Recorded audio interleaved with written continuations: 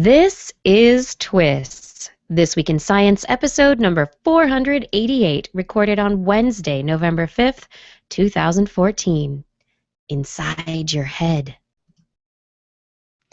Hey everyone, I am Dr. Kiki, and today we're going to fill your head with the thing called life, with the thoughts of other people, and the Telomerator. It's coming up next, but first... Disclaimer, disclaimer, disclaimer. Remember this 5th of November that science is progress and will not surrender. That elections of leaders who are doubters of reason will find a world without science, a world hotter each season. We have given a pass to a party of voices who habitually make unsciency choices. Not the simplest concept can these jokers catch. They lead deaf men through darkness, and yet we lost the match. We supporters of science, we believers in proof, we seekers of knowledge and revealers of truth. It's just one election. For 2 years we'll be vexed.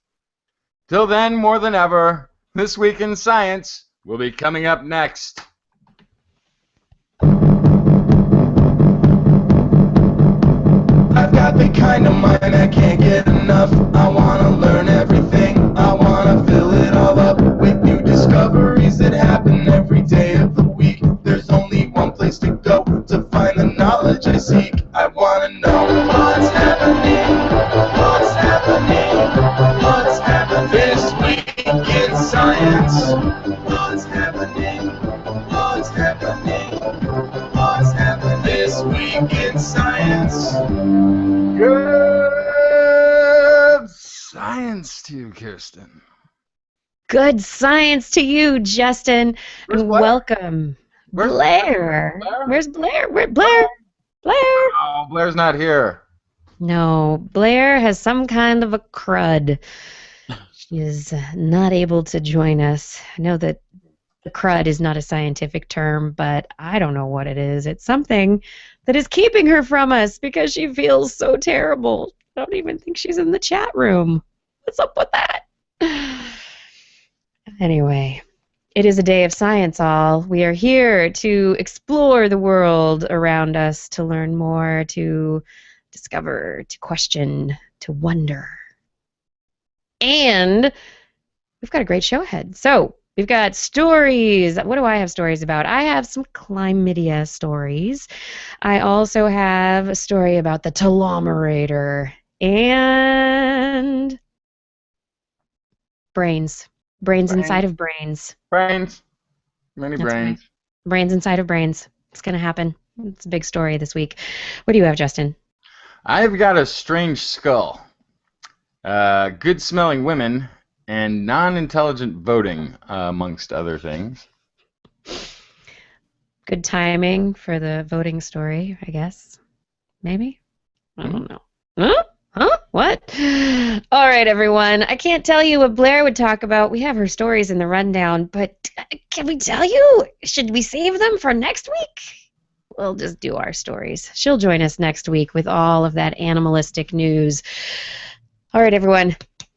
Let's get going. Science news starts now.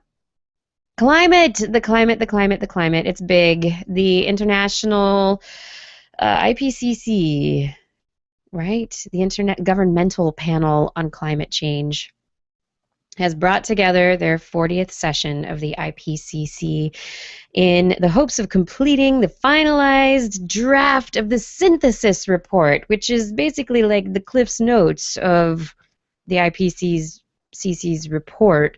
And it's kind of like this whole thing is like Cliff Notes and just making it really understandable for as many people as possible, specifically politicians. We need to water this down to a concept that can be soundbiteable and memorized in no more than 2 sentences. Yeah, so here's the sound bite. You guys ready for it? You ready, Justin? I'm ready. The climate is screwed unless we make changes, and the sooner the better. Well, I'm glad they finally encapsulated the actual threat in such a way as to be that easily transmitted. I think they did a wonderful job. It was It was a long time in coming, but definitely worth the wait. Yeah, they didn't say that. I said that. That was me. And there are other people who are saying it as well.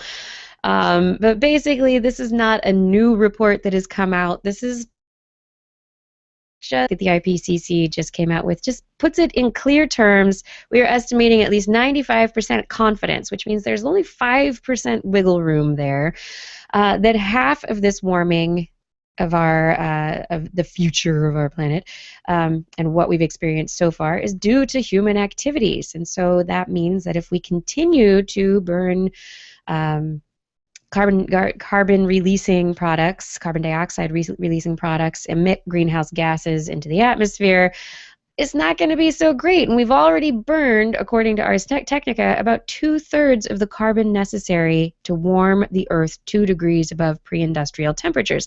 And this 2-degree limit is something that the entire world came together and agreed that we were going to avoid. We're just going to stay under that 2-degree thing, but we've already burned 2/3 of the carbon to get there. We got a third left, which means we have to slash emissions 40 to 70% below where they were at 2010 by the year 2050. And we have to reach zero emissions by 2100. So we've got a little less than 90 years to do it. Yeah. The zero emissions by 2100 is doable. I agree. I think it's totally doable. It'll take one world war to wipe out the humans, and there will be no more man-made missions on planet Earth. Yeah. Another aspect to the climate change thing, Lawrence Berkeley National Lab scientists have detected a new component, potentially, that could be a driver behind Arctic warming. They took a look at something that's called the far infrared part of the electromagnetic spectrum. And this is the really long wavelengths. I mean, it's not really long wavelengths. It's still like on the micron scale, but visible light is like on the nanometer scale. So it's bigger, just not big. It's not like sound waves.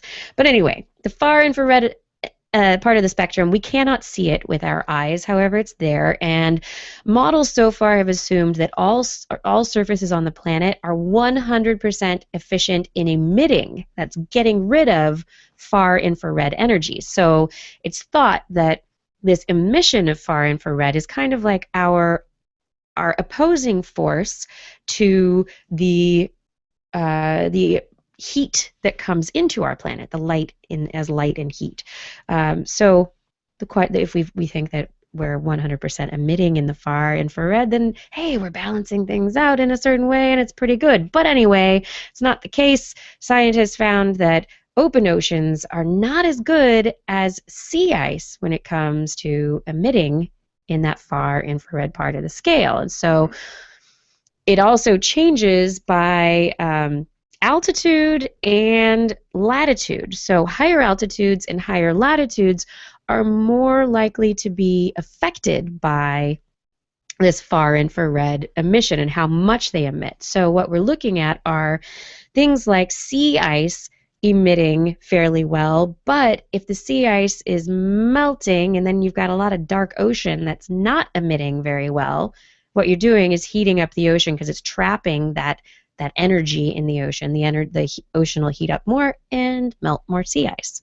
So not so great.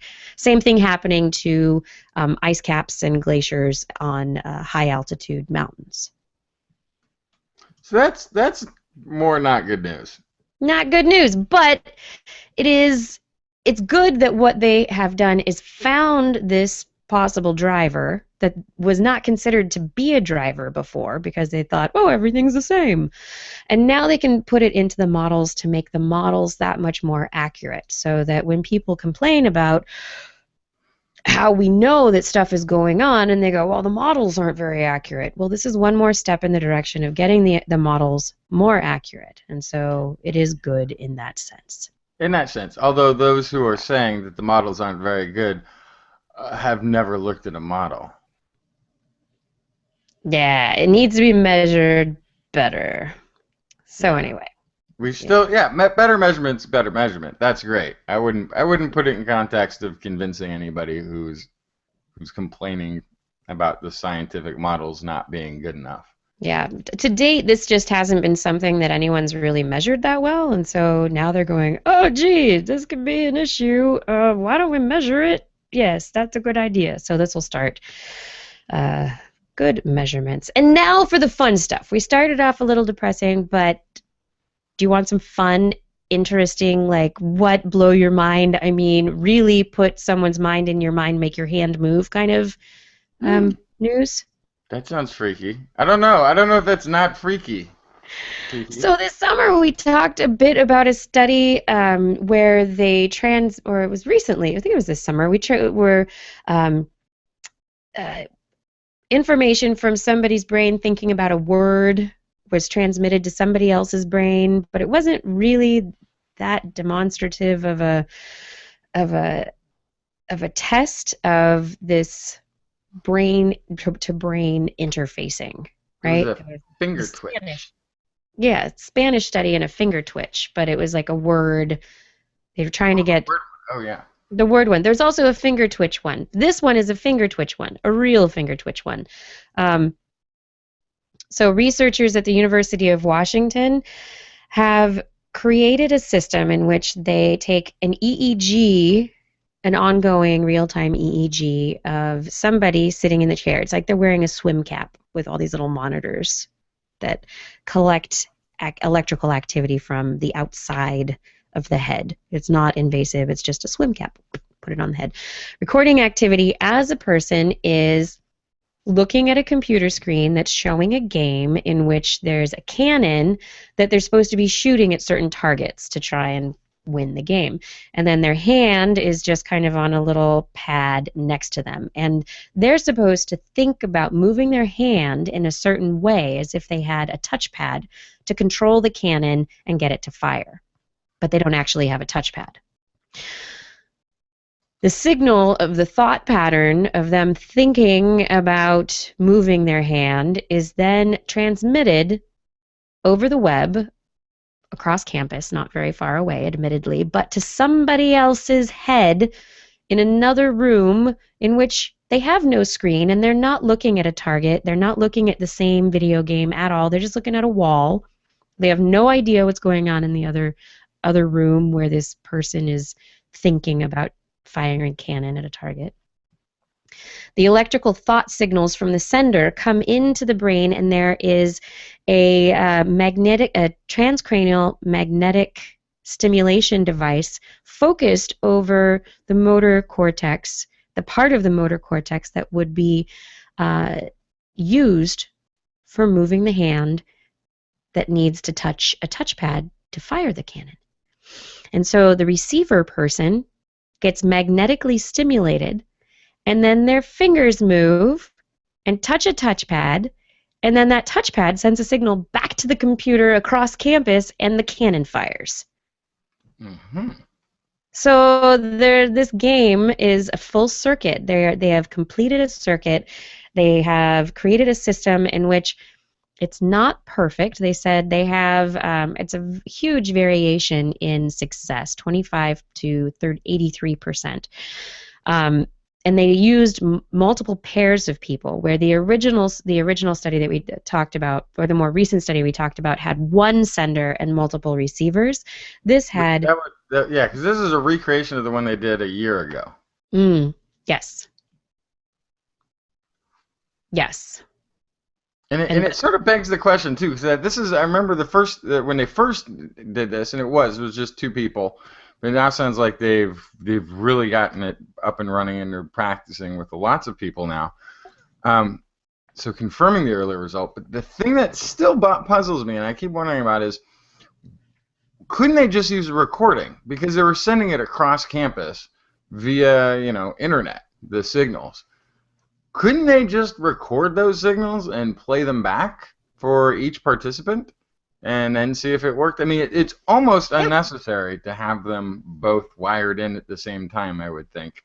other than this? They probably could, but part of it is to find out, having multiple senders in this situation, they did find that some people are better at sending than others. Some people can't really, I guess, focus their thoughts in the right way and don't send the right information to be able to get somebody's hand to twitch in the right way.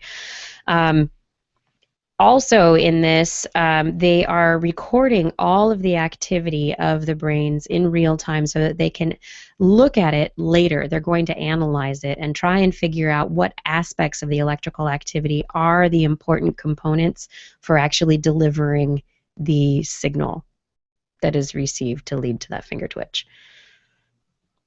So there's a lot of stuff that's going to be coming from this research. They're going to also they're all going to start looking at. They just have a new $1 million grant from the W.M. Keck Foundation, and they're going to start trying to decode and transmit more complex processes like visual and psychical phenomena, concepts, thoughts, rules. They're going to explore how to influence brain waves that are related to alertness or drowsiness. They have all sorts of interesting ideas. They think they can. They're hoping that eventually this will lead to something like brain tutoring, where you have a brilliant scientist who just can't get everything out of their heads. You can just transfer the information from one brain to another, where it starts to sound incredibly science fiction-y. But there is part of it that's like all of a sudden it's I don't know, remote control people. Yeah, I think it'll be, again, like every other mass communication device that's ever been developed. With everything that we've done, it's going to be used mostly for advertising. This is always where this ends up. You think the bigger screen and the better speakers are going to get you more into the game, right? That's why you got the system, so you get surround sound, and the game is still the game. You hear the announcers better, but what you really hear better is the commercials. What you really see is the vibrant colors of the new automobile commercial being flashed in front of your eyes. I bet you it gets used the same way, but I love the idea of being able of the scientist who has this concept that they have. But this is why they've invented math. This is why these scientists are really good at math, because math is a tool for getting those concepts out. Yeah, math is an amazing tool. That is the tool that these engineers, they're basically, I mean, they're neuroscientists, but they're also engineers, computer engineers. And then the thing I'll be really curious about, together. Yeah, and the thing I'll be really curious about too is if it's possible, because I think we talked about this as well, if it's going to be possible to send an image mentally from one person to another, because yeah, we've talked about this before. Something that seems as simple as a concept. Like, I think we did talk about this before. Something as simple as a concept. Do I store this concept the same way? Is this concept that we think we're sharing of the color red or of the moon, is it the same? Is yours a full moon? Is it a crescent moon? Is the moon romantic, or is the moon cold and haunting, like are there other connotations that come with this image when we send it across? Are there werewolves or moonlit walks? It's going to be different. And I'm also curious if it's going to be some sort of weird storage thing. Like I've got moons stored in the part of my brain that you've got apple stored in. So when I'm sending you moon, you're getting apple, because apple is sort of stored in that area of the brain that moon is. That's something we don't know exactly where different things are stored or how they're exactly stored, and whether or not they would be stored the same in everyone's brains. I don't see why they would. So are we sending a location to find access to a thought, or are we trying to send a ghostly, non-existent but imaginary visual cortex image that's sort of going across? Like, is our visual cortex imagining, sort of grabbing it from whatever location, imagining it into existence as we send it? This would be really fascinating to play with and find out, and I'm glad somebody's doing it. Yeah, absolutely. I think some of that stuff is fascinating, but I think getting to the point where I think we've touched on this before in the original when we talked about the original study before. People with locked-in syndrome, where their minds work totally fine and they can think about things and they can imagine their bodies moving, but their bodies don't move. So if you could take those electrical signals from their brain and be able to transmit them to another person, they could get somebody else's body to move like a marionette and actually move a body around. Or their own. Yeah. Or their own, or not their own, but exoskeleton. An exoskeleton, yeah. Or maybe we get to the point of a robot or something, a helper bot. Or just being able to patch into the spinal brain, Right. It might not take that much, there may just be severed connections that need to get bridged. Yeah.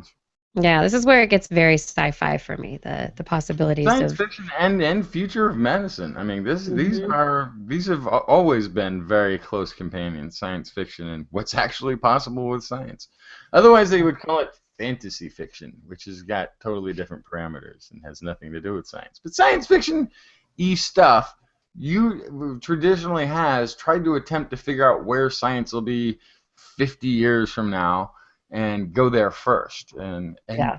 Sometimes if you go back and listen to science fiction, if you go back 50 years or 100 years almost, you will hear all sorts of stories about mankind landing on the moon or on Mars and living there in colonies.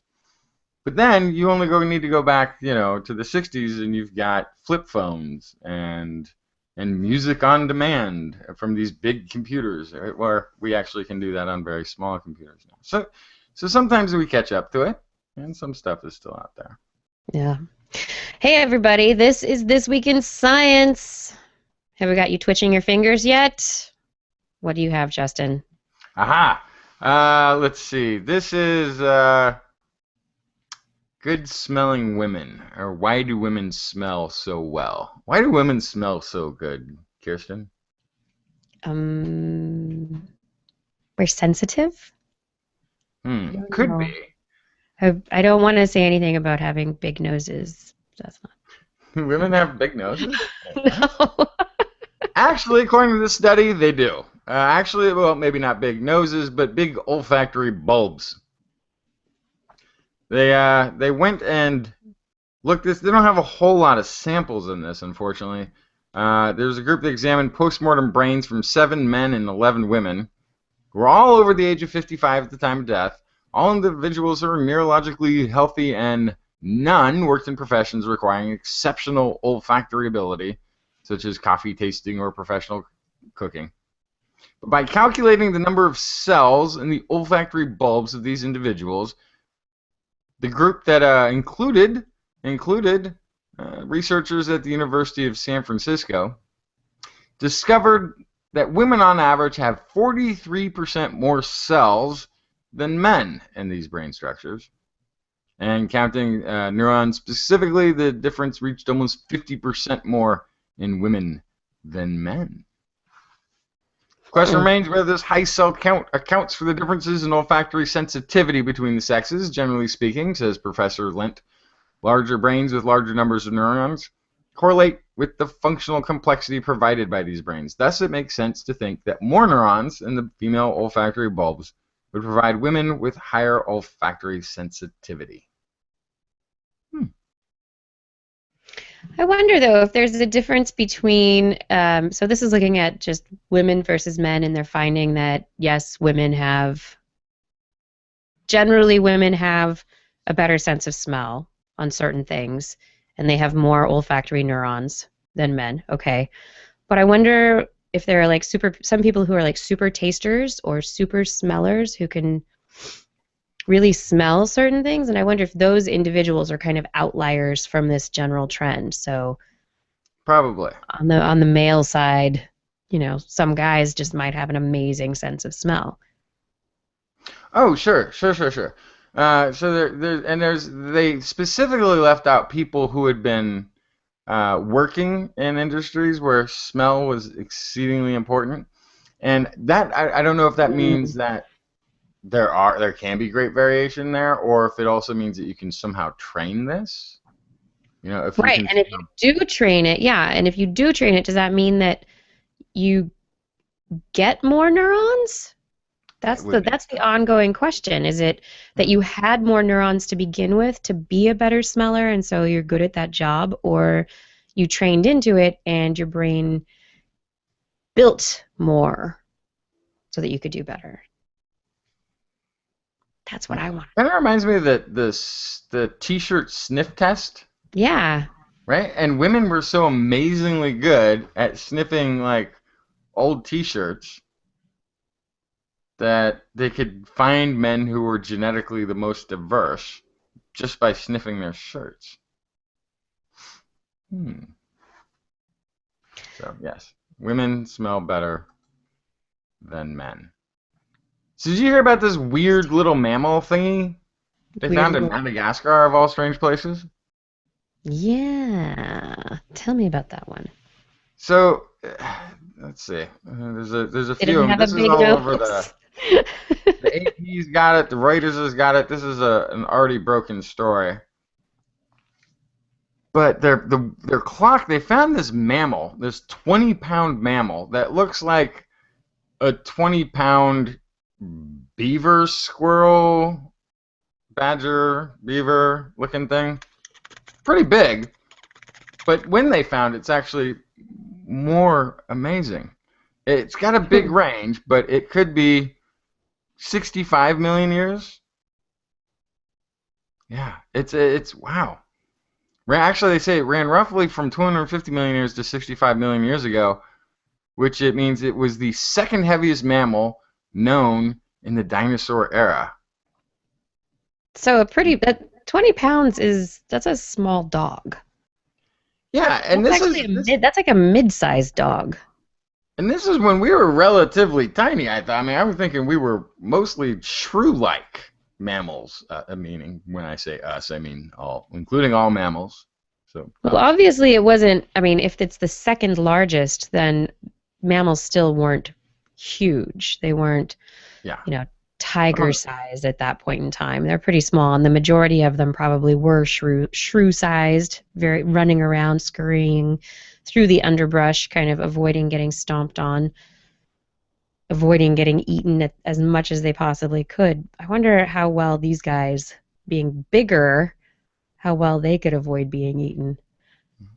It's kind of weird too. It's got an odd face. It's not a very rodent-y type face, which we expect, thinking we have shrew-like ancestry. It's definitely they've got a representation of it up now, and they're saying the eye sockets are huge, and the height of the skull is very tall compared to its length. So it's got a nice sort of rounded face.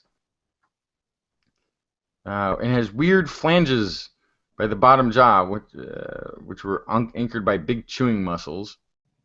And I think it had really good hearing, as well as possibly being able to have low light sense with the eyes and good sense of smell. Right. So the big eyes, the big eye sockets in the skulls would probably really enable it to be able to see well in the low light condition. You have the larger eyes allowing more light in, and then the kind of large nasal cavity would allow a pretty good sense of smell to be able to find things that they want to eat. The skull itself that they've got looks pretty smushed and crushed. Oops. Yeah. What do you want for a 65 million-year-old skull? Pretty good. Yeah. Yeah, it's pretty good. It lasted this long enough for us to find it, and for us to be able to figure out that there were, I guess, not just little dinosaur snacks out there, but more like dinosaur entrees. Yeah. Yeah. It's named Ventana, which is the Malagasy language. Madagascar means luck. Luck how? I want to know what was lucky. I guess they were lucky to find him, I guess is what they're saying. Ah, okay. There we go. Yeah, where did they find it? Do you remember where they found it? Madagascar. That's right, Madagascar. Which Okay. is like now it's an island, but I don't know. It didn't 65 used to years be. ago, I have no idea what it looked like. Yeah, interesting. So Interesting. now we've got this is like one of the oldest, biggest, cutest relatives now that we can look back on.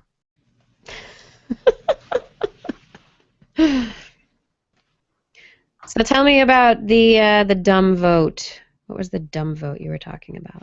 Oh yeah, so this is okay, where is this out of? This is University Amsterdam. Brian Spisak, colleagues studied people's implicit preferences for traits of leaders, such as health, intelligence, attractiveness, how they look for information about these qualities in the physical appearance of others. Research focused on facial traits because these provide a wealth of information about individuals. For example, in women as well as men, caring and cooperative personalities are statistically more likely to have more feminine faces due to high estrogen levels, while aggressive risk takers tend to have high testosterone levels and more masculine faces. I would like to think I have a perfect balance of both. I'm sure you do. They asked 148 women and men to imagine that they were selecting a new CEO for a company and repeatedly picked between two photos of male faces. For each choice, participants were given a job description by the CEO's main challenge. This was either to drive aggressive competition, renegotiate a key partnership with another company, lead the company's shift towards a new market, or oversee the stable, sustained exploitation of non-renewable energy. In each choice, both photos were of the same man, whose face had been digitally transformed. His face had been made to look more or less intelligent, while his complexion was changed to look more or less healthy. That's so crazy. So a stronger general preference for health than intelligence was found. I repeat, it was more important that they look healthy than intelligent. Sure. Participants chose more healthy-looking faces over less healthy-looking faces in 69% of the trials. And this preference was equally strong irrespective of the future CEO's main challenge. More intelligent faces were only preferred over less intelligent-looking faces for the two challenges that would require the most diplomacy and inventiveness, renegotiating the partnership and exploring the new market. So they've proven once and for all, if you're running for any sort of office or trying to get the promotion within the company, a little bit of time at the gym, not necessarily lifting weights, but certainly in the tanning booth might be. Some time in the tanning booth. Well, I remember, what was it? Mitt Romney was always very tan. John Boehner is always very tan. I think politicians are always already on to the tanning booth situation. This is why, maybe I need to go to a tanning booth. I don't know. You look plenty healthy. Isn't that the strange thing? It's like your complexion is going to determine how healthy you are. Which I guess it is a very strong outward signal that people can pick up very easily. Is your face more reddish? Does it look pockmarked? Does it look is there a sallow component to your complexion? Or are you the paleness could look that way. It's just fascinating that is the thing that really comes out. I guess as a leader, you want someone who is strong. And that would come from a more ancestral, tribal background that we come from. Yeah, that's why the Russians love Putin. He is strong. Goes kayaking shirtless, hunting for grizzly bears with nothing but a Bowie knife. That's what I need my leaders to do. Pose half naked. No. Photo ops. No, thank you. No. All right, don't I want see your qualifications. I understand your stance on foreign affairs already. I've seen your fiscal perspectives of what you would do. But now, if you wouldn't mind removing your shirt and flexing. And do you know how to use a Bowie knife? Yes. Could you Wondering. skin a bear with your bare hands?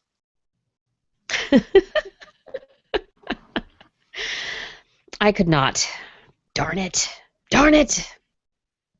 My future in politics is limited. Okay, everyone, this has been the first half of This Week in Science. We're going to take a quick break, and we're going to come right back. I hope everyone stays with us for the Telomerator and other great news. We've got all sorts of stuff coming up. You have more stories, right, Justin? I will by the time we get back, yes. Yes. We'll have a curiosity find. Ooh, we like curiosity. Curiosity found a mineral or something. This is just breaking news. We'll have to find out what it is. Awesome. We will figure that out. Stay tuned, everyone. This is This Week in Science.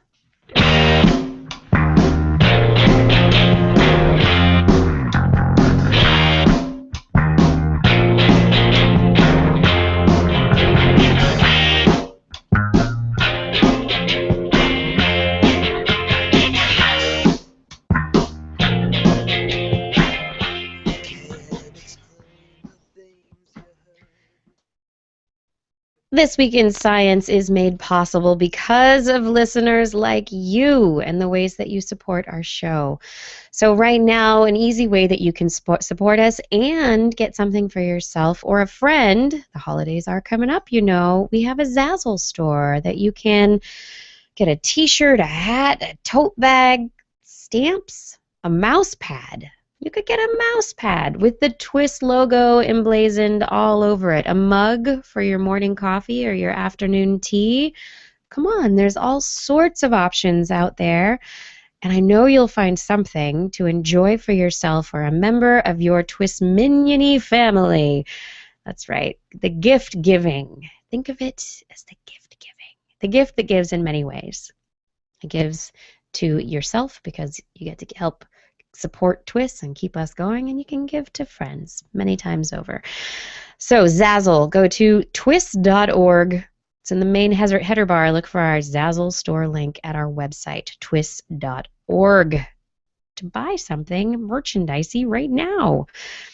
Also, if you want to support us in another way, like by donating to our show, you can do it a couple of ways. We currently accept PayPal and Patreon support. So on our website, TWIS.org, there are all sorts of PayPal buttons that make it easy. You click a button and it'll take you to a page where you can choose the type of donation that you'd like to give using PayPal. If PayPal is not your thing, Patreon might be. Patreon is kind of like Kickstarter, where you support us at a certain level and then get a gift in return for your support. Our account is patreon.com/thisweekinscience.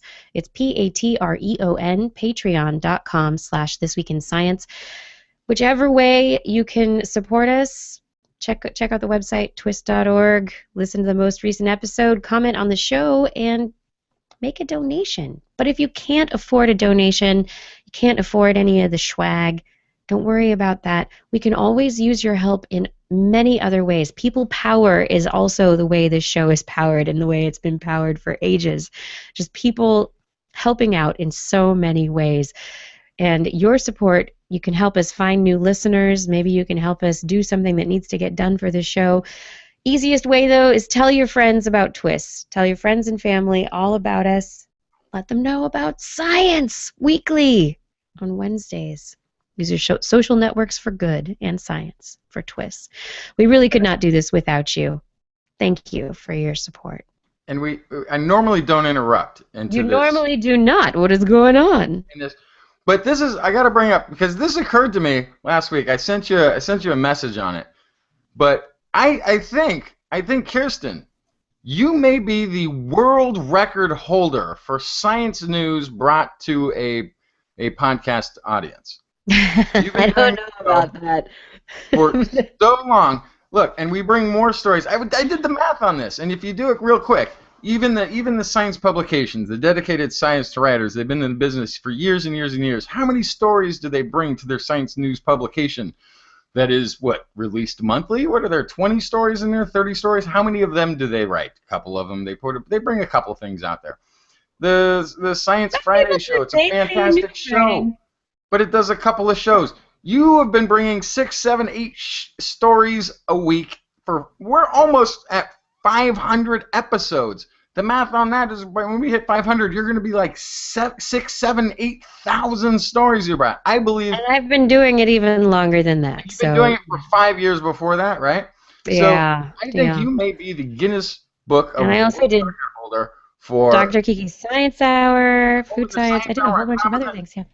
There may be no human being on the planet Earth who has brought to the public more science story news than our very own Kirsten Sanford. And that was all thanks to the support of the Minions too, making the show possible. So you've been a part of it. Totally. Kiki, I think somebody's got to call Guinness and get this in the books. Because there is no greater science communicator in my mind than you. Thanks, Justin. That was sweet. Thanks. Aw. Okay. Now to the music.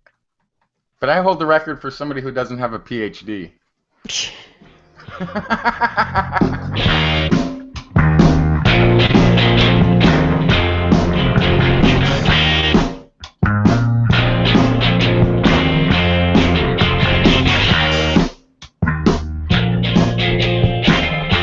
Can't explain the things you heard with more than intuition.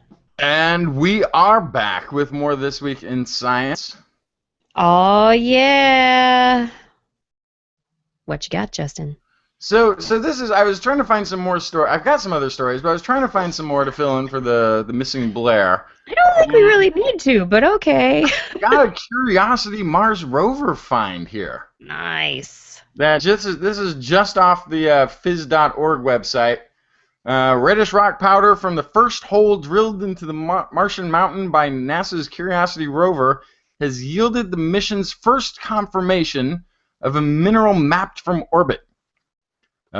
This connects us with the mineral identifications from orbit, which can now help guide our investigations as we climb the slope and test hypotheses derived from the orbital mapping. And it says Curiosity Project scientist John Gotzinger from the California Institute of Technology in Pasadena. So cool, drilling is happening, mineral analysis is taking place, and again, this entire project, this is the mind-boggling thing that we learned from the head engineer just recently. The entire project was $2.5 billion. I mean, this is a ridiculously cheap project, and we're now getting mineral samples from. We're getting mineral samples from a foreign planet. This is brilliant. Oh, I love it. Yeah, the tools that they packed into Curiosity. We didn't get a chance last week, 2 weeks ago, to talk about this, but the tools that they packed into it are just phenomenal, and they're top of the line in their capabilities for a science laboratory on another planet. So it's just amazing. We're digging holes in a planet and looking at these mineral samples and getting real determination of what the soil is made of, what's there in certain sites, and that will give us an idea about what forces might have formed the planet over the years. Right? There's a lot you could learn from it. Oh, Curiosity, you are make me so curious. You guys ready for the Telomerator? Telomerator. Yes, the Telomerator. I just love the name. I want to say it over and over again. Telomerator. Telomerator. Anyway, what it is a tool that's been produced by some yeast geneticists at NYU Langone, and it was reported in the Proceedings of the National Academy of Sciences this week. These scientists have created this tool so that they can take yeast DNA, which is normally circular, And eukaryotic DNA, so bacteria, yeast, they have circular DNA. And prokaryotes, where we have a nucleus that protects our DNA, we have linear DNA. And so a lot of the stuff that we do, we test things, we stick it in because it's easy to stick DNA into a yeast cell and then see what happens. Stick a gene in, see what happens. We can test stuff that happens to yeast or to bacteria, but we're still really just looking at stuff that happens in a circular DNA system and instead of a linear system where the ends of the chromosomes are capped with telomerase. And so what this tool does is it enables the scientists to actually be able to get into the yeast chromosome, the circular DNA, and cut it into linear timelines, linear time faces.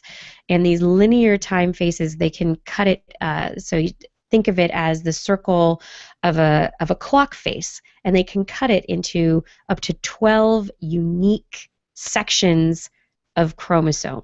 And then they can also cut in a particular place and insert a gene so that they can specifically get a gene to be located in a specific place and actually test whether gene location has an effect on gene function, which is really important to be able to learn.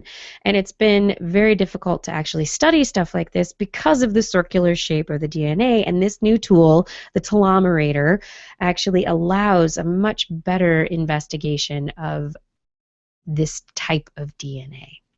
So it's pretty exciting for scientists who are involved in not just studying what's going on in yeast and bacteria, but in this synthetic biology front. So with the idea of being able to take any kind of gene that you want and stick it into an organism like a yeast or bacteria and know what it's going to do so that you can basically designer engineer little organisms to do what you want and act in a very particular way. And so this will give better control over that whole process. And if we make a better yeast, we can make better bread. And beer.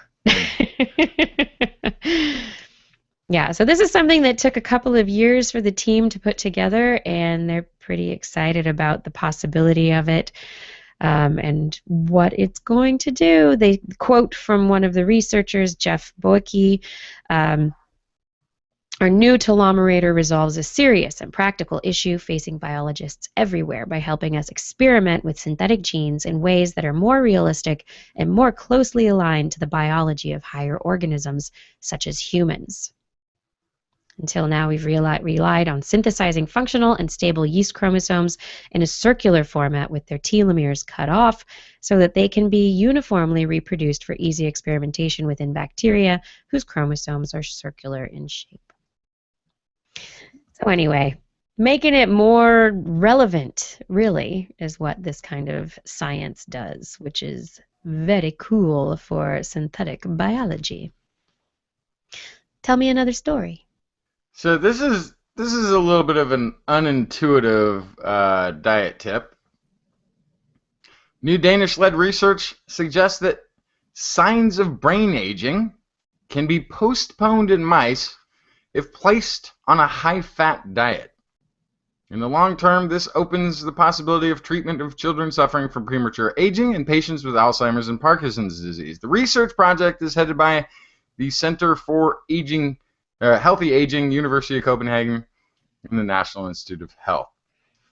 So, yeah, when it says here as when we get older, defects begin to develop in our nervous system. Our brain loses some of its intellectual capacity, and the risk of developing diseases such as Parkinson's and Alzheimer's increases.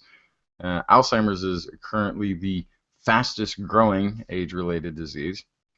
Throughout our lives, it is important that our cells, to the extent possible, keep our DNA undamaged, and therefore, the cells have a system that repairs the damage that occurs all the time. Humans age when the repair system ceases to function, and diseases Such as Alzheimer's, research also sees damage to the DNA itself. But yeah, this is in the mice, they fed him this high fat diet. They think it's the brain likes the extra fuel. Right? It kind of requires it. Kind of wants to burn through a little extra fat energy. It does. It does want to burn through. It's not that it's probably the fat and the sugar, but there's something about the way that they're put together that's a signal that allows the neurons to keep dividing and stay healthy. Yeah, part of the something I was reading related to that story, I think it's called CD3, CD31, something like that. The glycoside that is the sugar attached to the fat, that GD3, here it is, GD3, lipid ganglioside, GD3. It's abundant in young healthy mice, but seems to decrease naturally as they age. So this could be one reason that we don't see as many stem cells in the brains of older mice and concordantly adult humans. So there could be something like that involved. So maintain a high fat diet at all times. At any age? Right. Fat for the brain. This is also here's a fat brain story here too. This is from the University of Notre Dame, but I believe it's a Swedish study. Maybe it's not from Sweden. Oh no, it is. Okay, here we go. Financial experts may not be so experty at finances. Yeah, this is they studied 84 mutual fund managers in Sweden to determine how well they manage their own finances. And this was interesting because it wasn't these are mutual fund managers. Their job, their profession is to manage the wealth of other people, to make sure that their wealth is maintained and invested wisely and isn't lost, but is also getting some gains, right? But when this study did something interesting, it didn't look at the funds that they were managing. It ignored what they were doing professionally and instead focused on their own personal finances, how they managed their own personal finance portfolios. And drum roll, no better than average Joe on the street. Yes, the educated professional financial expert is no better at investing their money than you or I. That's fascinating. Now, they did say there is an uptick. There is an uptick to their ability to finance based on having access on picking right stocks based on the information they get from work, because they're inundated with a lot more information at work. But the study implies that for the average investor, educated investors, or wealthy, if you're wealthy or educated investor, paying for financial advice or investing in actively managed mutual funds is simply not worth it.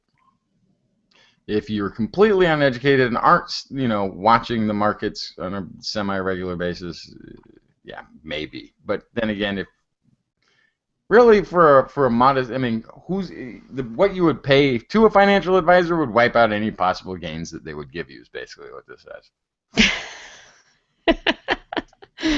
So if you have the spare time to focus on it yourself, you'll probably do as well as a financial advisor. Who's making an entire living off of managing other people's money. Yeah.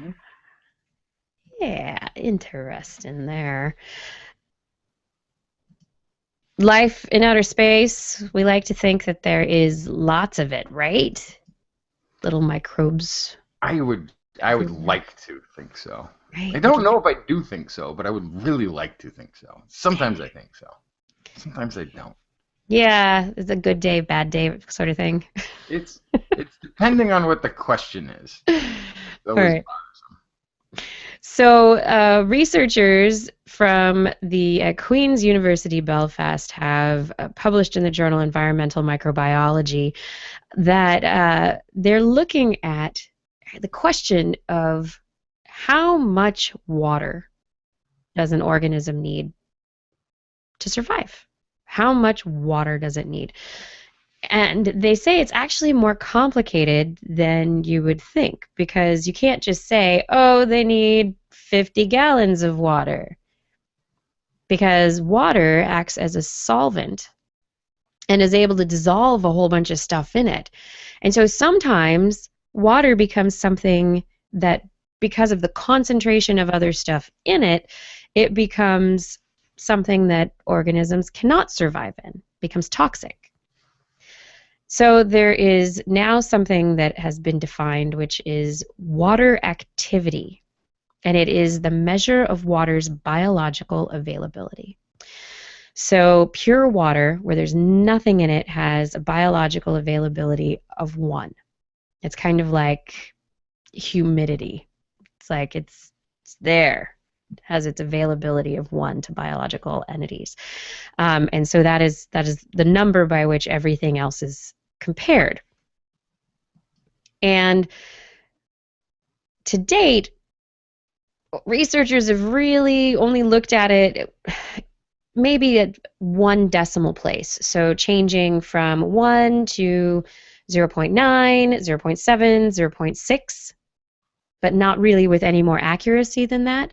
And it's been kind of found that life exists at the higher scale of water activity. And so this paper finds that the minimum level of water activity tolerated by life here on Earth is about 0.600, and so it's kind of equivalent to 60% relative humidity.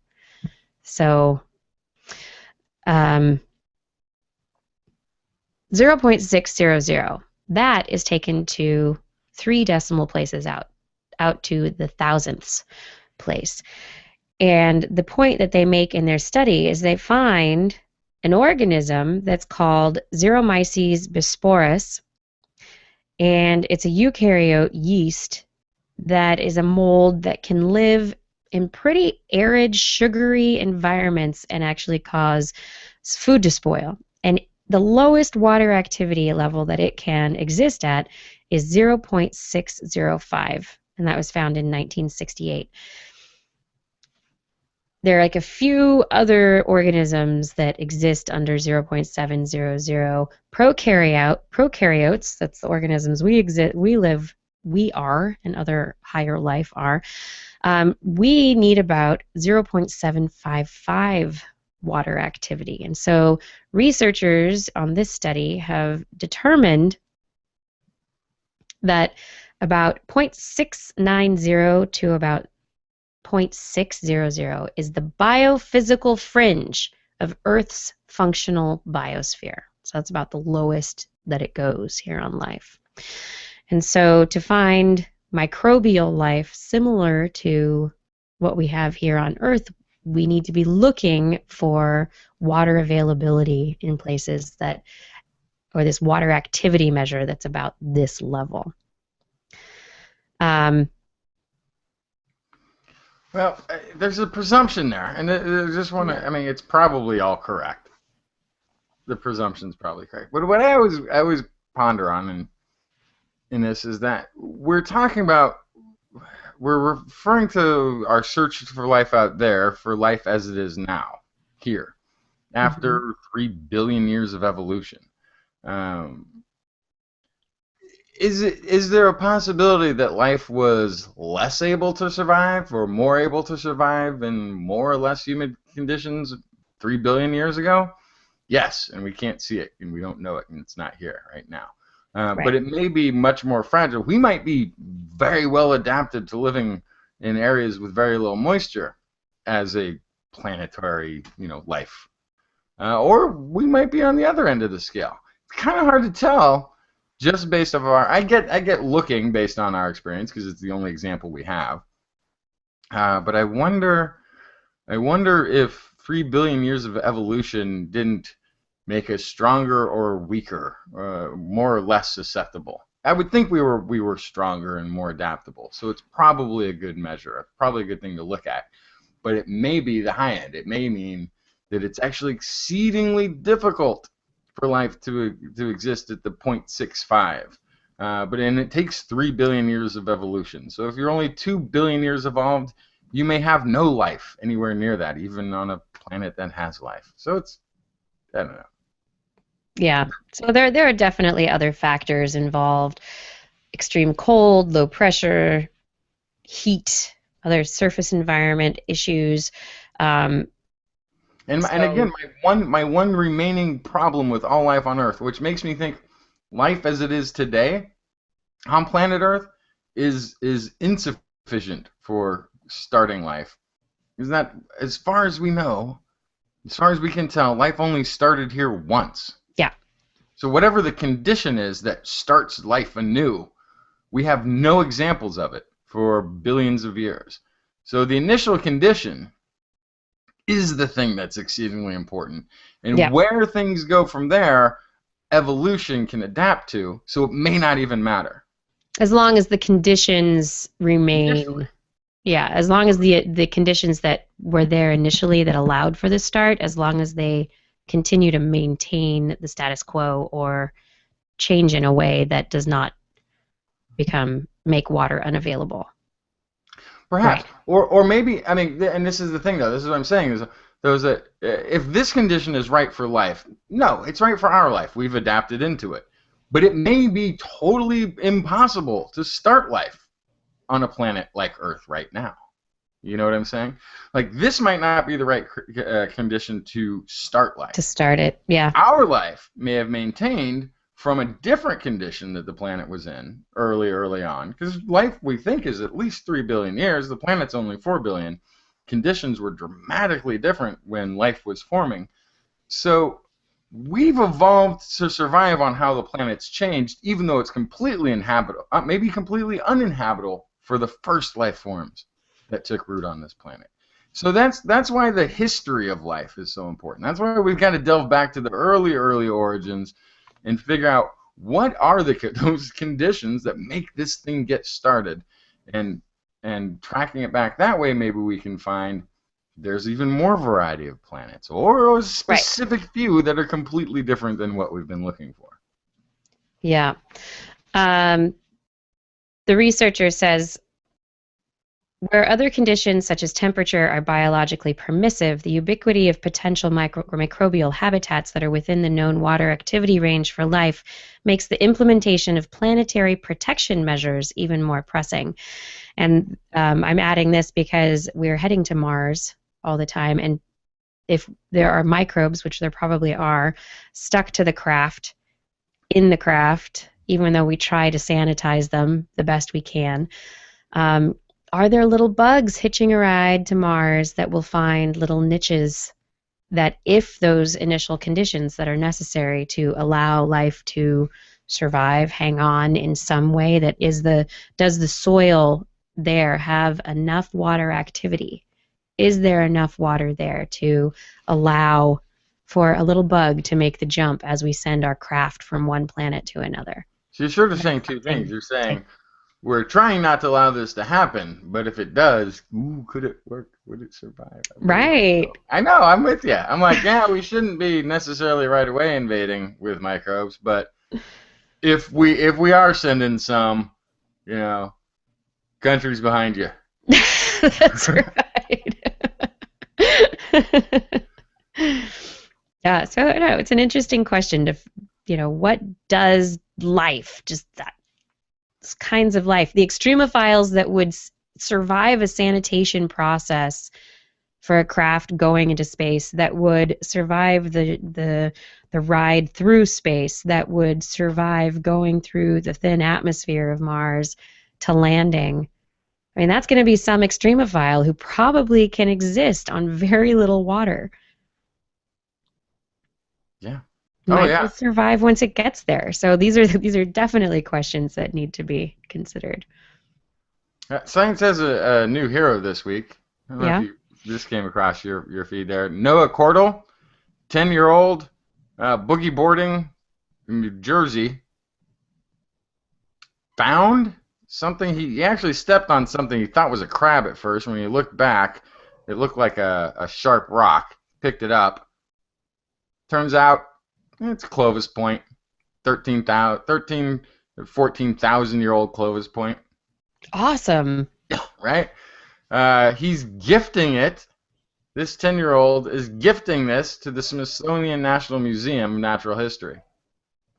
This is a pretty epic find, actually, for a lot of reasons. First of all, 14,000-year-old Clovis points aren't, a dime a dozen. These are rare artifacts of ancient man. But this is also they don't have a record of one, I guess, from New Jersey previously. Yeah, and it's they think that the reason that it was on the beach is because the beach itself has been remade after Hurricane Sandy. Oh, that's the beach interesting. itself Yeah. was basically what they do is they take dredgers, these giant dredging vessels, and they go out offshore whenever a hurricane wipes out. They do it like yearly to the east coast of Florida. But all the beaches get knocked out by the hurricane. These dredgers come. They take deep ocean sand, and they shoot it back, sometimes hundreds of yards, sometimes a mile, back onto the beaches. They make new beaches. They reverse erosion.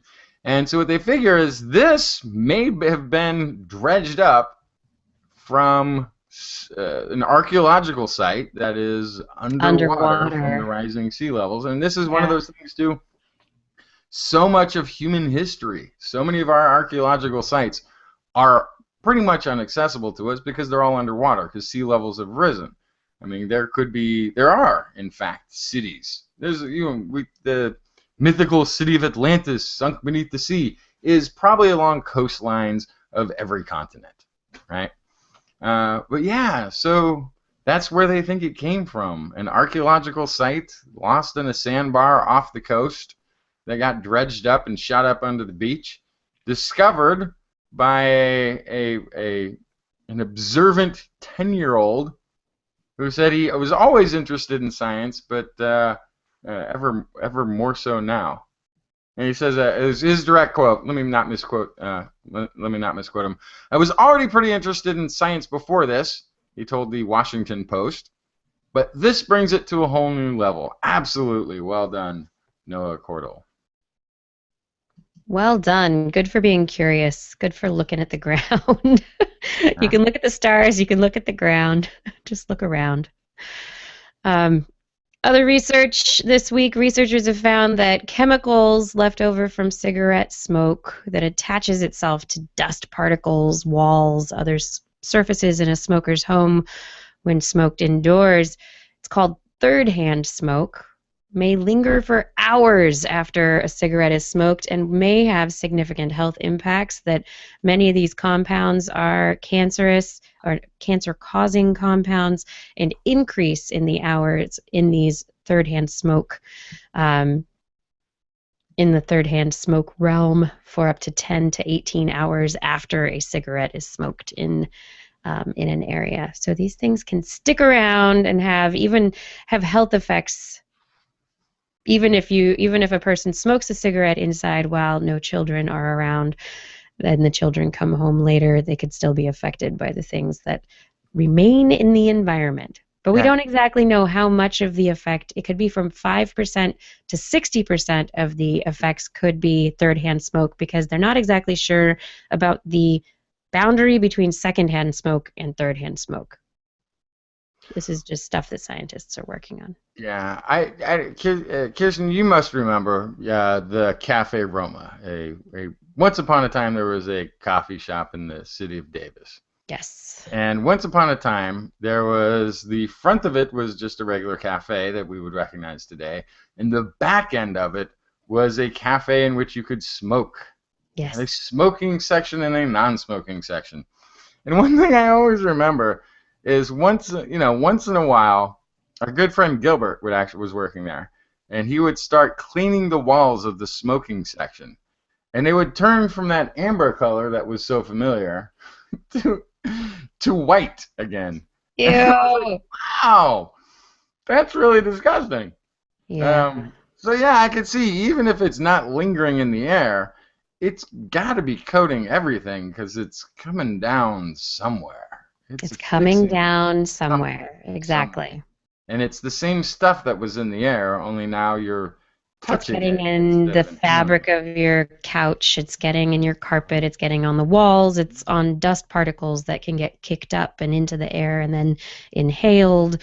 Yeah. So, yeah. It lasts. It lingers. It's not so great.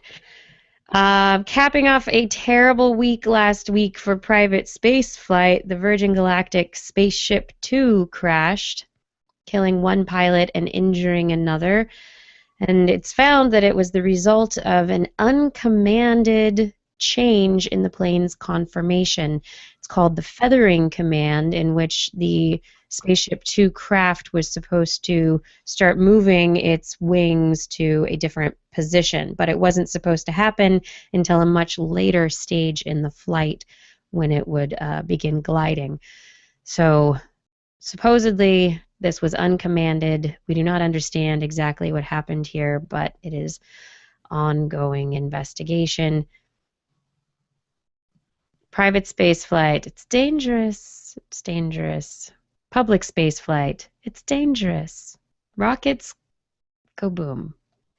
Well, But it's 10-year-old worth it. Russian technology, as opposed to good old nations behind you when we set off that firecracker under your lump of flesh.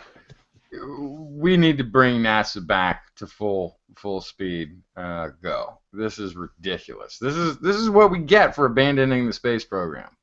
This is ridiculous. This is We're playing catch up is what's happening right now. no. We're not playing catch up. We're going backwards. We're going backwards. We've retreated and we need to stop. It's disgusting. I don't think we've retreated. I don't know what you're talking about.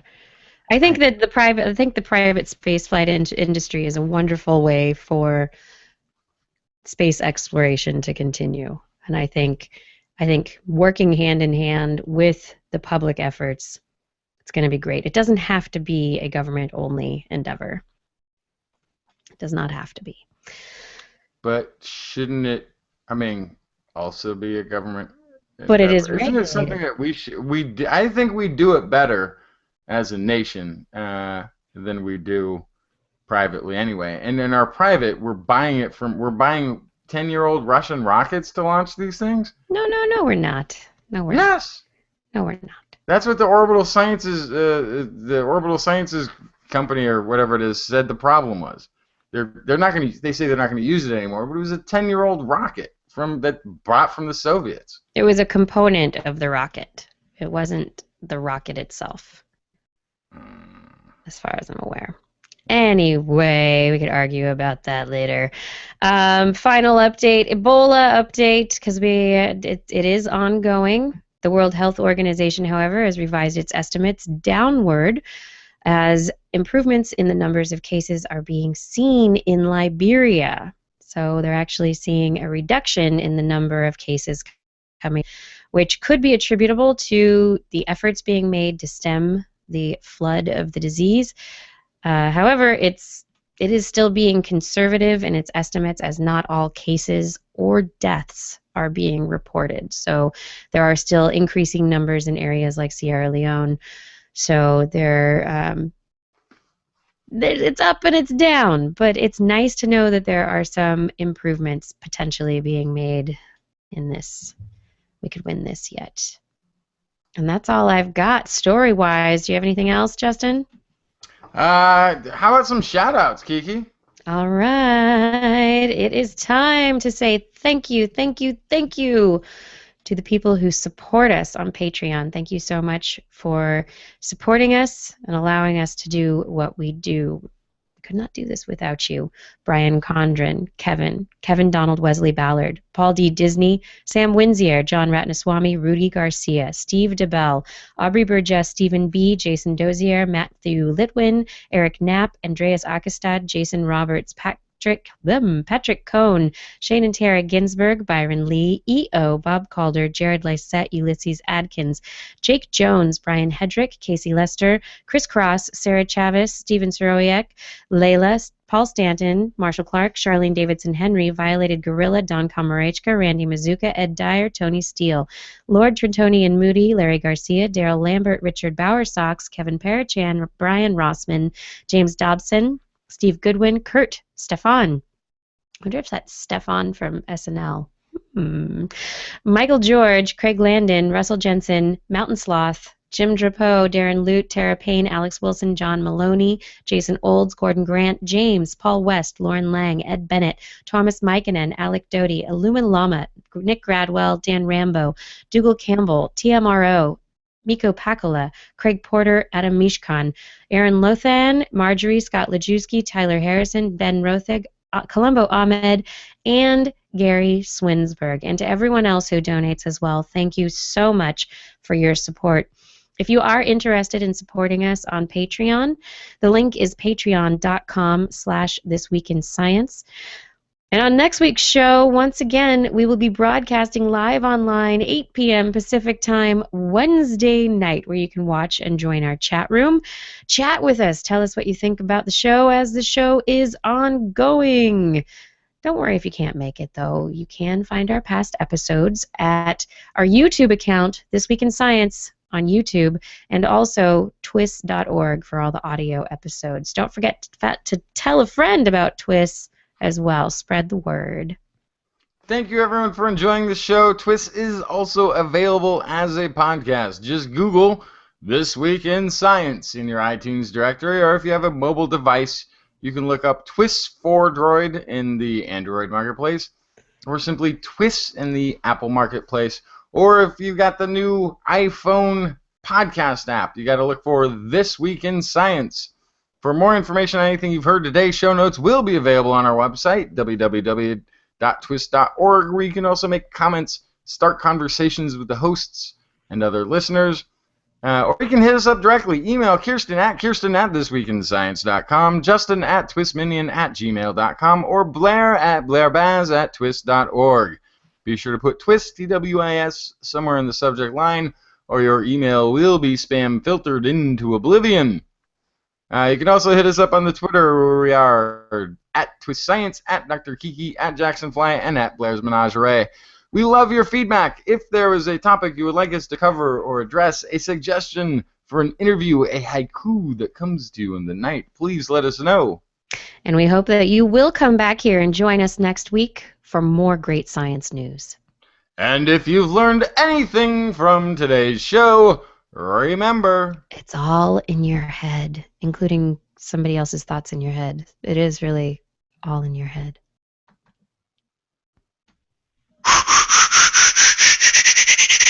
This Week in Science. This Week in Science. This Week in Science. This Week in Science, it's the end of the world. So I'm setting up shop, got my banner unfurled. It says the scientist is in, I'm gonna sell my advice. Show them how to stop the robots with a simple device. I'll reverse global warming with a wave of my hand.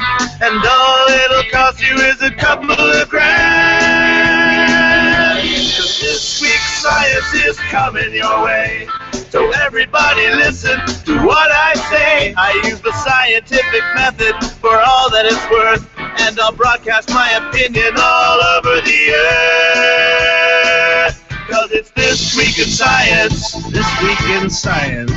This Week in Science. Science. Science. This Week in Science. This Week in Science.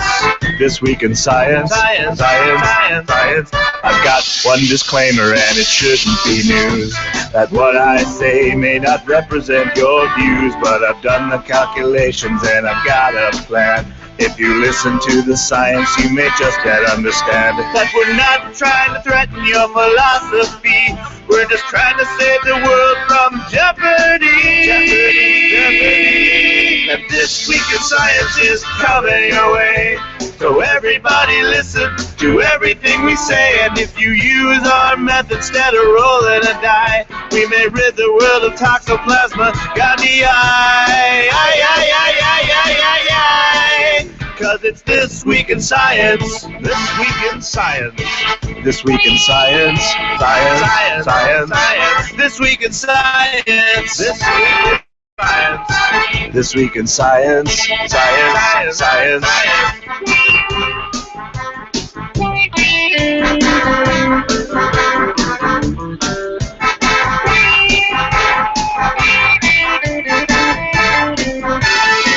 I've got a laundry list of items I want to address. From stopping global hunger to dredging Loch Ness. I'm trying to promote more rational thought, and I'll try to answer any question you've got. But how can I ever see the changes I seek when I can only set up shop 1 hour a week? This Week in Science is coming your way. You better just listen to what we say, and if you've learned anything from the words that we said, then please just remember it's all in your head.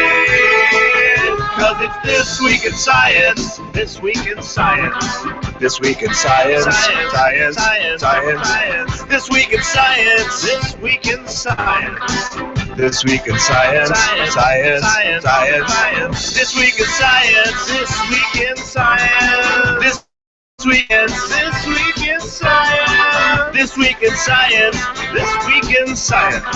This Week in Science. This Week in Science. Super awesome nosity.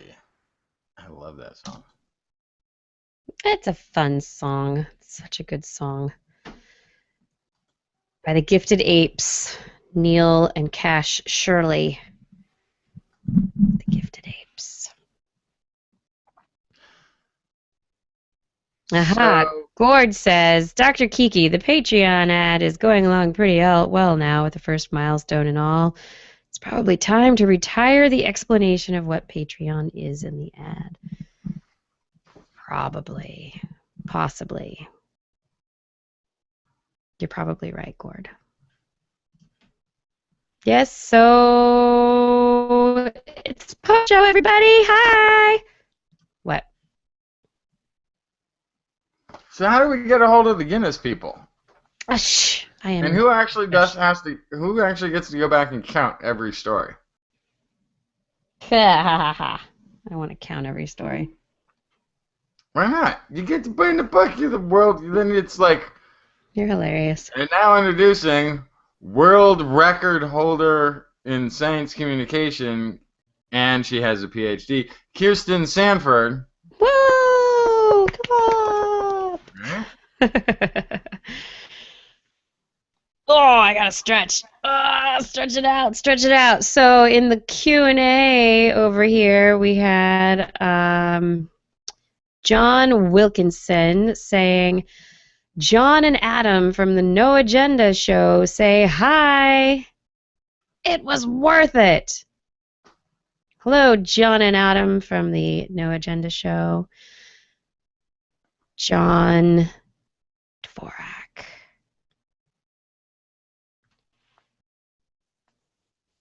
And Adam Curry, who I've never met personally. Have you ever met Adam Curry? Who? You know, Adam Curry. Huh? Never mind. I've met John. No. Uh, Oh, those guys. Yes, I've met great guys. Love those guys. Those are good guys. liar. Yes, we need an intern for the counting. We need lots of interns. Yeah, Web21, you're right. So many podcasts use Patreon now. They probably have heard what it is from somewhere else. CR1, I am not sending you a bottle of Patron. That's not going to happen. Gord, yes, there are other options. It's not just the big book of Guinness World Records. However, just as you say, he finishes, there are other record keepers trying to remember what they're called. Exactly. Nobody knows what they're called. They don't have any credibility. Oh, there's a Guinness, lot that's of the one. dust in my office. I need an intern with a feather duster. Where's your interns? You used to have so many interns. What happened to them all? Blair turned into a host, and then I didn't get another intern. Okay, so I think for the I need next to get another intern. for the next intern, Kiki, It's hard to get an find intern. You have to somebody, do interviews find somebody and less charismatic. stuff. Yeah, And no charismatic interns. yeah, this is this is this I is the want problem. I want somebody who wants to stay behind the scenes. Somebody who wants to maybe help with the website and writing and dusting, mailing. It would be awesome if they lived in San Francisco. I wanted to come over once a week and file for me. Nobody knows how big the pile of filing is on the floor. There are things I just don't like to do that I don't do, and there's piles. Yeah, and I need the intern to then come to my house and help me finish eating cookies. I have a fridge full of cookies. I made so many cookies that even my two Did you kids give them away? You should have gave up given them on away. eating the cookies. 'Cause they Seriously? couldn't get through all the cookies. That's sad. That is sad. When your kids can't eat the cookies, that's sad. Yeah. When kids are like, "No, Dad, I've had enough cookies," I'm like, "Look, nobody's watching any television until you go into the kitchen, sit down, and eat your cookies." And they still couldn't get it done. What kind of cookies? Maybe you should mail me some cookies. Well, I made a couple. I made some that are like, what do you call it? Like butterscotch. They're sort of like Yummy. butterscotch, crunchy ones. Some are chocolate chip. You should give them away to your neighbors. Make little Uh, bags of cookies and give them to your neighbors. the cream cheese lemon zested cookies. Those are pretty good. Hot rod food and a couch. Awesome. Sure, my husband would love that. Who's sleeping on the couch? Hot rod, my intern.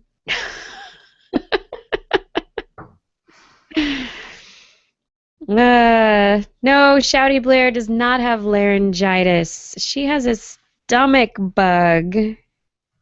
Poor girl texted this morning saying she was not able to keep water down. And then at 5:30 today, she said, no. Yes, she's sick. She's stomach bug sick. Blech. Not happy. So we don't want that on the show. Even though I know Justin has been on the show sometimes. I don't think there's much that'll keep you away from the show, Justin. I'll still try. Yeah. Show must go on. The show must go on. Yeah, so hopefully this is just a short-lived stomach bug, and Blair will be back in action within a day or so. I hope to get her back together. If you're watching right now, I'll tell you, tomorrow, anybody who wants to watch, hopefully the TWIS website will be working. I guess for some reason there was a glitch. I don't know what happened for some people on the TWIS website. Is it still broken? Is it working? I'm interviewing Christian von Bengtson from the Mars One project. So I'll be talking with him. He's in charge of building places, designing and building places for colonists to live and exist on Mars. Spaces. He is a human technology interface engineer. I don't remember his exact title, but it'll be cool tomorrow, 1 p.m. Pacific Daylight Time. We'll be talking. He's the guy that goes, put the button here. There. Yeah. Not here. You put it here. Yes, that location is perfect. It's an important guy. That's an important guy to understand where the button should be. Yeah. Hey, Justin, you should mail me some cookies. I don't really need cookies. You should mail me some cookies. Do you know what you should do? You should listen to Liam Lynch's song, Cookies for Later. That's what you should do. I don't know. I'm more doing like the frog and toad thing. Heard it? Best. I'm doing like the frog and toad thing. I've got the cookies. I put them in a box, and I put the box up on the shelf. And then I got them down, and I ate a few more. And I said I should stop eating these cookies. And then I tied them up with string and put them up on a higher shelf. And then I got a ladder and I went and I got up there and I grabbed the cookies down and I opened the string and I started. Ha. It's not Ebola, Twit refugee. Actually, though, it could be. We don't know yet. No. There's no way to tell, isn't there? Everything's Ebola now. It's not vomiting. Could be. Why not? She doesn't have Ebola. Shush. You're crazy. Well, if she does, then we should. Wouldn't we want to get her treated as fast as possible?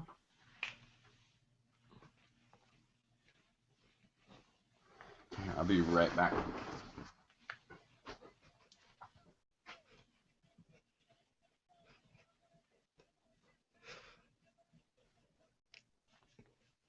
I got some cookies for later. I got some cookies for later. Not now, but later. I got some cookies for later. Seriously, you guys, you have to hear the song. It's awesome. Liam Lynch is amazing. Yeah, she's probably trying to get... error establishing a database connection. Maybe something needs to be reset somehow. RN lore! I was trying to do my best Never-Ending Story impersonation. Remember, what was the name of the... Atreyu! Falcor! Yeah. CR1, no.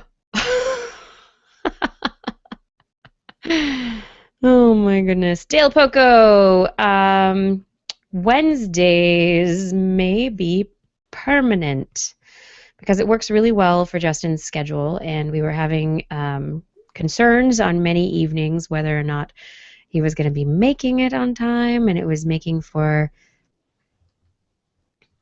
some stress just getting the show together. So this is nicer because Justin made it, and I don't have to worry about it. Yeah, I'll be here. Yeah, and it seems to be good for Blair also. And Blair was going to miss a few Thursdays between now and the end of the year. yeah, Thursdays seem to be like the fundraising night for some reason. So anyhow, oh yeah, that's a good trick, Hot Rod. Justin, tell your kids they can't have any more cookies and then leave them out. No, I seriously made like 12 pounds of cookies. Why'd you make so many cookies? I don't know. Who reads recipes? I was experimenting. I was adding things. I was doing stuff. That's fun. I did. I went on a craze. I baked bread. I made muffins and cookies. Wow. I had the oven on all day. Because I've got to hold off. I'm going to be taking a little trip, so I've been holding off getting the gas on. Getting the gas turned on again for the gas heater. So I think to warm up the house this morning, I think I was just going on a baking frenzy to have the oven on. Like an excuse to have the oven. I just couldn't turn the oven on to heat the house. That'd be ridiculous. I went on a baking frenzy. Janiscu, I'm so sorry Wednesdays is bad for you. I really am sorry. But if the hosts can't make the show, then there's no show. So we are having to do this. Oh yeah, Google Calendar. Oh, you actually pay attention to my Google Calendar? Yes, that would be because I did not make a permanent change in my Google Calendar. You caught that, and I need to change it because I wasn't exactly sure, but I think it'll work really well. Because then we will also be able to do we can do Thanksgiving week, which historically we've taken a break Thanksgiving week because of Thanksgiving and not done a show. So we will have a show Thanksgiving week, which is the last week in November. Google Calendar. So what do I have that's Google Calendar? What do I have that is visible to people in Google Calendar? should be, yeah, the This Week in Science stuff, TWIS Mars 1. That's the only one for tomorrow. I think that should be all that's visible at this point, right? Right. Jen is cute. I mean, if we move it now, we can always move it back later. It could happen. Really, truly. It's just, it works now, which is the good thing. So, I mean, who knows? The thing is, Justin's work schedule changes more than anybody else's. This is definitely true. Although this is it's nice to be able to be, yeah. But we've said that before. I know, but this is a pretty good, I think this is a pretty good lock, at least through the end of the year. Through the end of the year, yeah. Yeah. Janiscu's so sad. I'm sorry. Please stop being cranky at us, Janiscu. Yeah. In fact, this is probably nothing personal. This is probably going to be a lock until my youngest goes into school. She's about to be 1.5. She's got a few years. That's funny. No, it is. This is the rotation I can do where I've got like pretty much every morning free for baby wrangling. Yeah. Here, okay. Edit event. We're going to...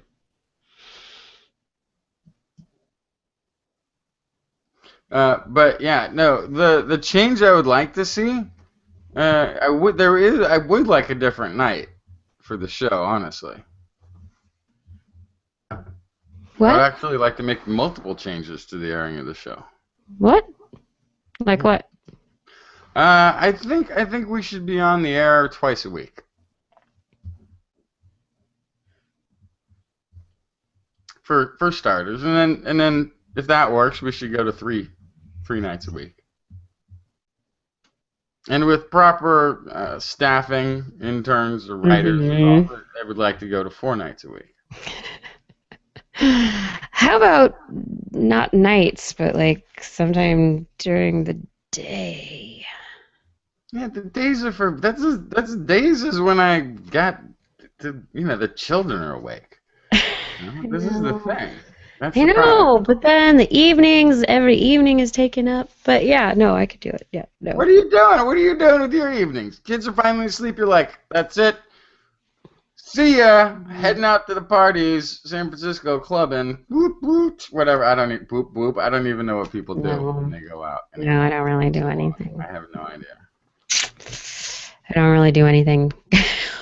I like making dinner and hanging out, and then hanging out, reading a book, relaxing. But if we had financial support to make it happen, then I would do it. Okay. Yeah. If we had the financial support and I was able to say, to my husband, hey, this is paying bills, then yes. 24-hour TWIS network. I think we could do it. Yeah, it'd be awesome. I love it. Yes, Identity 4. I love it. We'd have 1 hour a day of TWIS, and then as long as I could maintain conscious and semi-sentient in my ramblings would be the rest of the 24 hours.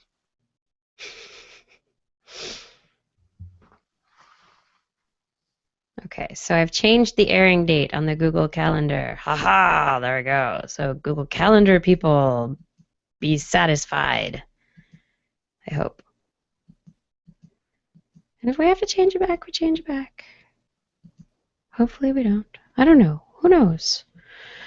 Who knows? But I also like the idea of these other interviews kind of popping up here and there. So like tomorrow, Janiscu, if you can watch 1 p.m. Pacific Daylight Time, interview with the Mars One guy. There we go. We can do interviews and one-off shows through the TWIS network as they need to happen. And I think that's kind of a fun thing to do. Yeah. Yes. And I'd like to do more of these. This is my plan. I'd like to do more of these. Yeah. I think more interviews is always good. It's always good hearing it right from the scientists themselves. Yeah, absolutely. Wow. All these people didn't get to watch tonight because of the error establishing a database connection. Huh? Man. Well, but doesn't isn't this going to be rebroadcasted on the YouTubes like It immediately? will be, but people who wanted to watch live did not get They to. couldn't watch live? No. Sucks. Why? Somebody go out there and fix the interwebs. The intertubes are failing us again.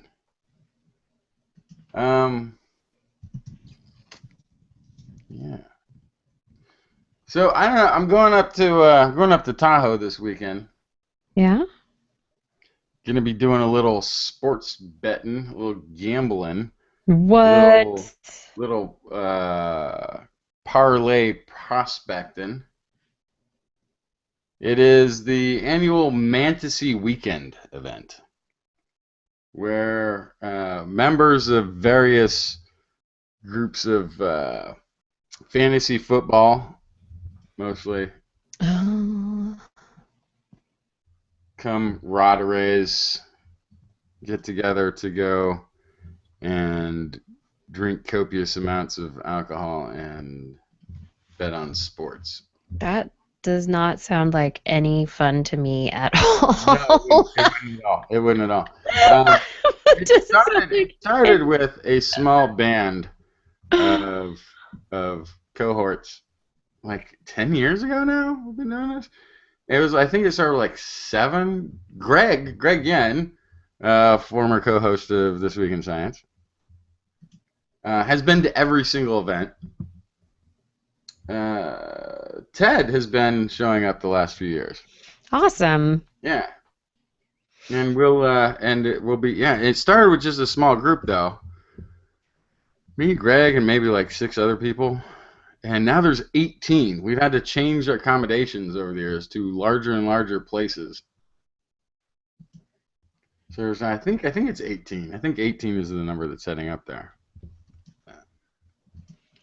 That's a good group of guys. All guys. There's like a couple poker tournaments, and like I said, a lot of altitude adjusting gastrointestinal fortitudes going to be taking place. It usually stinks pretty bad on the first after the first night. People adjust to high altitude. Yeah. High altitude adjustment. Silly people. Identity 4. Should I try to stream record tomorrow's show? If you're going to be watching and you can, that would be awesome. But if it's not easy for you, then don't worry about it, and we'll figure it out. So my plan though is if I should win big, if I should hit it really big, we'll make the Science Island 24-hour TWIS channel with TWIS hand puppets, according to hand Rosick. puppets. Reality. Ooh, I wonder if we can get Beakman. Salty Hash, it's a fantasy weekend. What? Salty Hash in the chat room said it's a fantasy weekend. No, that's what it's called. That's actually what we call it. That's what you called it? Oh, no. Yeah, no, that's what we call it. It's Fantasy Weekend. Yeah, it's all the fantasy football players or people, but originally. But it's all men, and it's no, well, not that no women are allowed, but I guess none have ever been invited, which is probably the same thing, I guess, technically. Technically, yes. Yeah. So, yeah. I'll write an email to Jared. Trying to get to error establishing a database connection. So is our database offline? Are we off the line? Are we on the line? And why does computers work sometimes and not others? And why don't things make sense?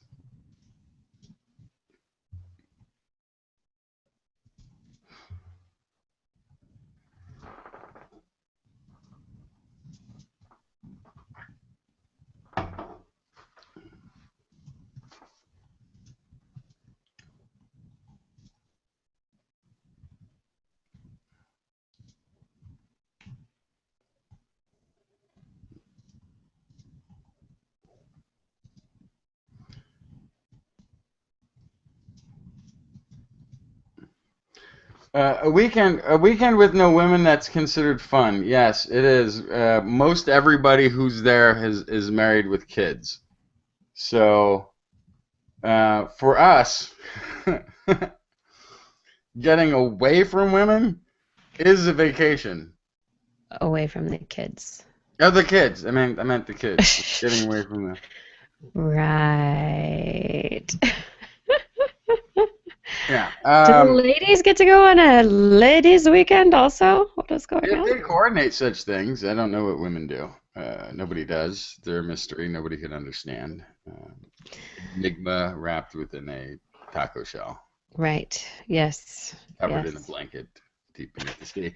It's just all mystery. Oh. They're turtles all the way down. Whereas men will get together and drink beers and talk about sports. It's actually kind of interesting. This is something I thought was interesting. There was some story, I passed on it, but it's been in the back of my mind since I passed on it, which is, how come magazines that sell, images of unattainable body sizes sell so well? Why aren't women turned off by them? And I thought about this. I was like, well, that's kind of interesting. Like, what magazines, what's the male equivalent? And I'm like, well, it's sports, sports magazines or reading about sports. And in a sense, the athletic body is an unattainable body image for most men, right? But it's because it's not about their body, though. We're not like, oh gosh, if I only had those arms, if I only had, a couple 100 pounds, I could hit the ball a little harder, or what? We're not. I don't know. Maybe it is different, I suppose. But I thought about that. Like, yeah, men read magazines with unattainable bodies all the time. We watch sports. Guys who are with absolute freak bodies compared to the average human being. I wanted to play high school football because I was really good at track. I was fast. I was like, I could be a wide receiver, or maybe a cornerback or safety or something. And two of the guys who were ahead of me in high school later went on to the NFL as defensive tackles. And these guys had NFL bodies in high school. Like, they were, 6'4", 6'6", two people wide. Had to go turn sideways to get into a door. Like, they were already there in high school. Like, you don't work out to that level. You have to be You have that body type. born with the right set of genes to make it happen, for the most part. I mean, you can work out a bit and change your body type a little, but not your overall body type. Yeah. You can bulk up slightly and gain a little bit more muscle mass. And even when you're in high school, though, you're not going to be able to do that kind of bulking up that easily. Yeah, well, these guys could and did. Yeah. And had, the literally NFL bodies. I mean, they even practiced at the college because the people at the high school were too small. But you have to have what's the right infrastructure to build on. Not even to get to the NFL, but to even compete, I think, at a high school level. I don't think, there's a real separation that takes place there and into college, and then, the many, many thousands who've trained all their lives to be athletes, who then find that there are very few spots, and only the elite of the elite are actually going to get an opportunity to participate.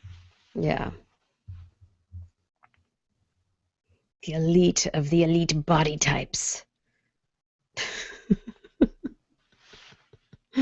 Steroids, says Whiskey Renegade. It's all roids. It's a high school roid rage. Dear goodness. Oh my goodness. All right, everybody. I am tired. Steroids, and all I got was the side effects. That's just sad. All I got was That's no fun. Rage! Oh, Bigger. yeah, I got rage and other problems. Man boobs. I no longer need to leave the house in search of companionship. Have all I the have smaller testicles and man boobs and a little bit of rage. Awesome. right? Like Ew. and sometimes there was an actual legal drug commercial, one of those pharmaceutical commercials on the other day. I don't remember what it was for. It never mentioned what it was for. It never mentioned what it was due to treat. It was, here's the brand, here's the side effects, consult your doctor, but this could help. So this is obviously for people who've been, I don't know, somehow told that this exists and that they should try it, but we're like, no.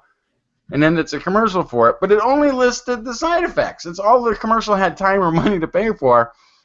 Here's our product.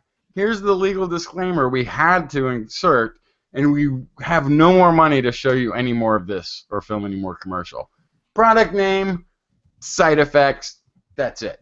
So as far as all I know about this is that it causes exceedingly relentless diarrhea, sleeplessness, and possible heart problems and so. Yeah. That's all I know about the product now because of this. Ah. Isn't that great? Thank you. Thank you for spending money to share with me the downsides. Yeah. Yeah, Hot Rod. 10 p.m., but it feels like 11 p.m. for some strange reason. Yeah, it's because of the clocks and the night and the dark. Oh, let me be on out of I know, I'm so tired. order. I know by next week it'll be normal. But I was telling Justin before we started the show, I was like, hey, I want to go to sleep now. It's dark. It's time to hibernate. The sun is down earlier. Nah. All right, Kiki. I'll see you next week. Next week, I'm going to be a little bit tired during the show. I'll just be getting back. When do you come back from your Mantasy? I come back from the Mantasy straight into trip to Monterey. Oh, that's right. So I'm going to be on the road from Friday through Wednesday. I'll be just getting back in time for the show. Wait. No. I think I'm going to be back before. I'll be back the day before the show. You I'll better be well rested. back. I'm going to be on the road for I don't know, 6 days on the road, something Awesome. like that. That'll be fun. Yeah. That'll be a really Could good be. trip. Sounds awesome. I hope I bathe. Ooh. Ugh. Thank Wait, goodness we it's do a this little- over the internet. There's Ugh. there's going to be like 18 people in 3 showers. You could tell don't know what's Blair more that you didn't. I don't know what's more sanitary, Kiki. 18 people, 3 showers. I'm not sure what the sanitary move is here. I might be better served holding off a little bit. No, take a shower, Justin. If I get there and take one right away before they've been destroyed, I don't know if that will help.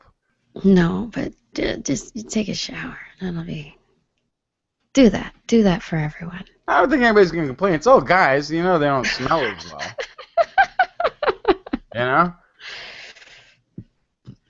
It's true. It's true. We did cover this in the show. Mm-hmm. Yeah. And somebody other than me has got to have done the math on the sanitary situation of 18 people and only 3 showers. Do I need to get... I should probably get some flip-flops or something. Yeah. One out of those 18 got to have the athlete's foot, right? Ew. I don't like. Why are you even talking about this stuff? There's not going to be. These are things you got to talk about. But there's an average of 6 people using each shower, so it's not 18 people in each shower. You've got 6 people per shower. Yeah, but it's not just like they've been assigned a shower. It's like they go to take a shower. This one's full. They go on to the next one. By the end of the 4 days, that were there, it's Russian roulette. I mean, there's going to be some overlap. The Venn diagram is going to go everywhere. Everywhere.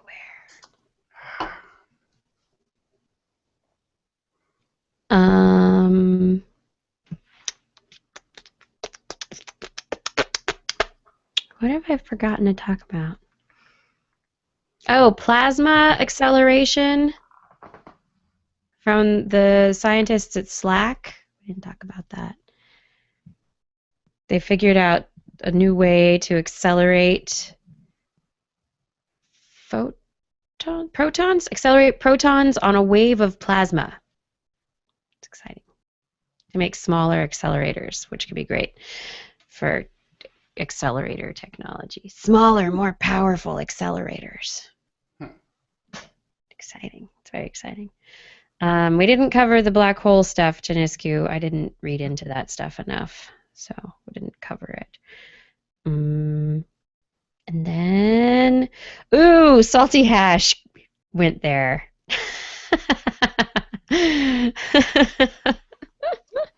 Might as well team shower on a Mantasy weekend, Justin. Yeah, well, you know, there may be some team showering that takes place. I don't know the exact preferences of all 18 involved. The group has gotten so large so fast. 18 guys? Wouldn't surprise me. Crazy. That's gonna be crazy. Yeah. It's gonna be just a crazy time weekend, man. It's gonna be like Bachelors on the Loose.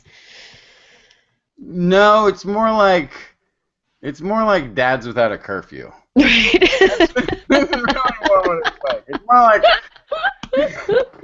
more like, yeah, don't have to like do anything tomorrow morning, so let's stay up late and watch football and cheer and chant and curse and and there's pool tables. There's gonna be some pool playing, but it's not. Yeah, it's. I think the average age is gonna be over 40. Awesome. Yeah. Awesome. Good night, Salty Hash. Oh yeah, another thing I've been doing recently, I started doing these little videos, Dr. Kiki's Daily Inspiration. I put them on my Kiki Sanford or the Dr. Kiki YouTube account. I've been tweeting them out there if you follow me on Twitter. Doing one every day. I gave myself a 30-day challenge. I pull an activity randomly from a bowl once a day. Nice. They're fun. Some of them are fun, some of them are funny. Like today's was to take a nap.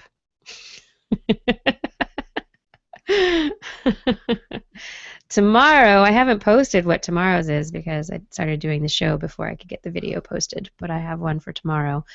I was intrigued by your baking because a couple of days ago, the challenge, the activity was to bake something and give it away. Oh. And then, yeah, so there's some interesting ones. One was go outside. One was... For the shut-ins out there, just go outside once. Exactly, just go outside. Yeah, they're all a bunch of different activities, and so I've got a bowl full of ideas that have been given to me by people, and so I keep filling it up with new ideas and pulling ideas out, and it's fun. One a day. Activity challenge. Inspiration, kind of, sometimes, maybe not, or just something novel and different to do with your day. If you're bored. All right, everybody. I think... Good. I'm glad. Because if you didn't, this show would be boring. Right. Yes. No, it wouldn't. If you didn't think this show would not even exist. If I didn't think, there would be a lot more problems than this show not existing. Yeah.